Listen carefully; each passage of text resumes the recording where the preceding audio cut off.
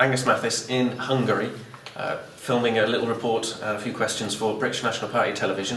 I'm with Laszio Sipos of the Jobbik party here in Hungary. We've had lectures, a little bit of education, and we've also had a party in the evening as well, so sampling Hungarian culture as well, through food, things like that. I've prepared a few questions. Based on the debates and lectures that we had, can you explain a little bit about the national pride in this country and how that is affecting your support? Well, in our ages, when we talk about the age of the knowledge industry, we believe that the resource of the knowledge industry is culture. And if we talk about culture, it's coming from the language, the traditions, and of course national pride. National pride is a prime resource for our political movement, but this national pride is for something, is never against something or somebody. We are proud to our cultural heritage, we are proud to our history, and we are proud of our fields of culture and science and education. I have picked up that education is very, very important here. It's been years since I've sat through any sort of education. I noticed there are a lot of young people here. Are they keen to learn? Yes, we are very lucky in the nationalist movement in Hungary, in the case of the party of Jobbik, because just according to the last opinion polls, if the elections would be held in the generation below 35, then Jobbik would won 2/3 of the Hungarian parliament. So the young generation is a dominant power in our party movement. And secondly, this young generation is highly educated, highly qualified. A few years ago there were rumors in the mass media, the mainstream media, that Jobbik is usually having people from the younger generations but less educated countryside people, frustrations and unemployed and non-educated and this kind of things. But the truth came out that right now in Hungary, not even the members of the party, but even the supporters and the voters, in the case of Jobbik, are having the highest education level. So we appreciate education, we appreciate professionalism in our movement. I've noticed this is a youth training weekend. How have you captured the youth's attention in the first place? How have you got them interested in politics? I ask because in Britain the youth have a very little interest and very little participation in politics. Well, we had a different historical situation in Hungary. We had long years of different occupations, and the country has a thirst for freedom. And even after the last 20-25 years, when we practically became free from the Soviet occupation, the people still not satisfied with the degree of freedom. And especially young people, young generation, the world is open for them. They can travel, they can learn, they can search the internet, and they have much bigger thirst for freedom. Okay. That's why the political activity of the young generation turned a few years ago.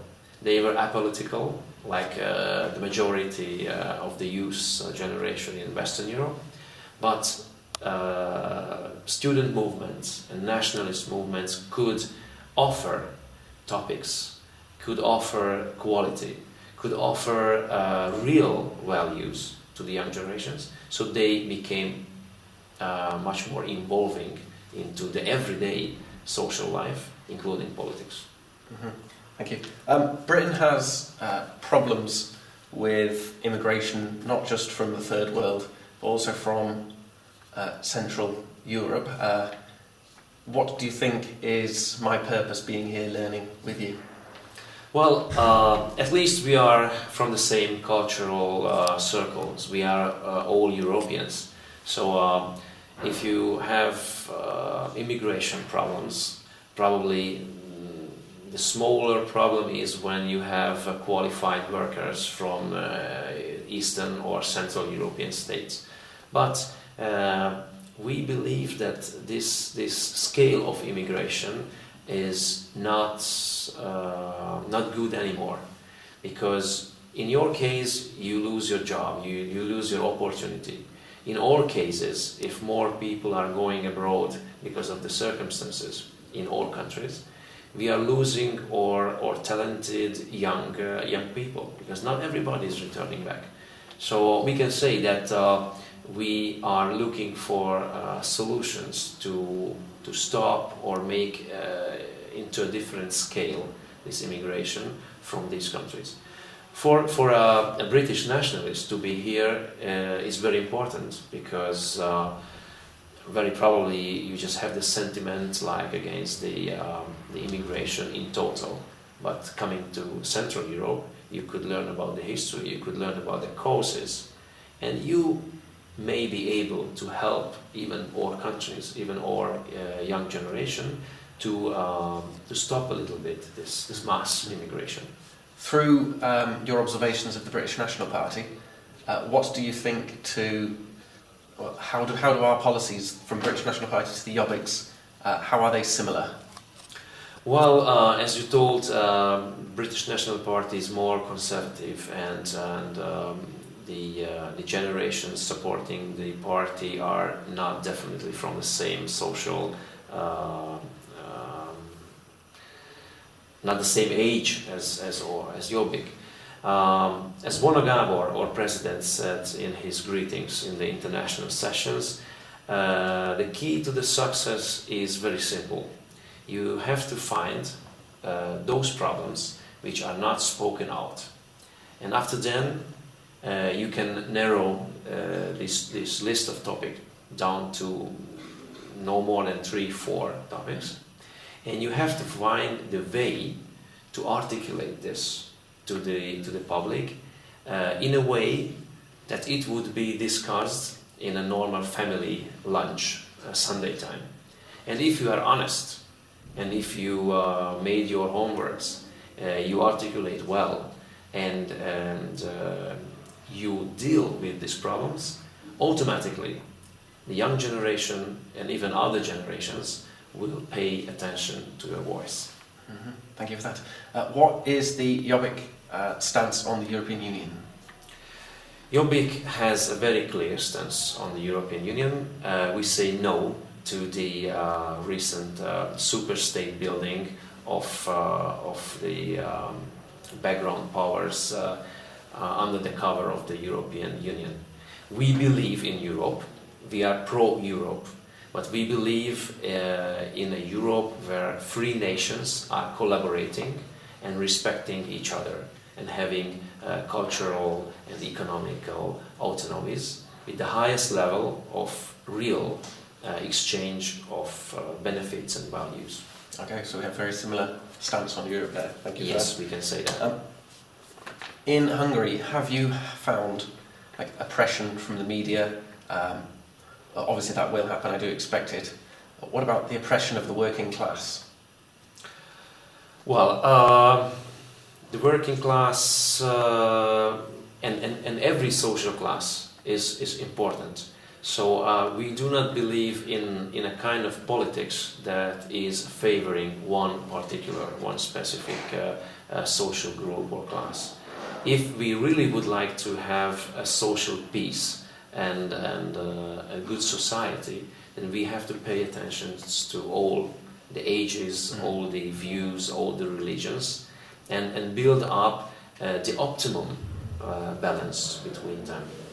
Okay, thank you. Can you explain the importance of the event that we've done today? Well, this was the first time when we opened our training system to the international society. This time it was the sixth year for the youth division of the party to have this 1 year regular training. And we realized that if we just, among ourselves or with the fellow Hungarians abroad, then we cannot see the real world. We may have misconceptions about the world, and we have to learn. So education and learning was a very important point. So we have to learn to deal with the world. We have to know about more other countries, other nations, other problems, and we have to teach these nations, or comrades, or even our opponents about our problems.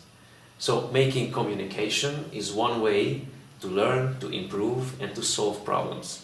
In this event, we were very glad to welcome nationalist movement leaders from 8 countries, and we could see that we have a lot of common points, and we can work together.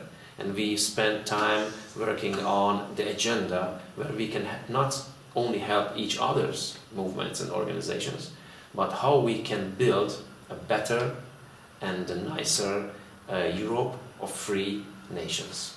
Okay. Thank you very much for your time, Laszlo. Thank you very much. And this is reporting from Tata in Hungary. Thank you very much.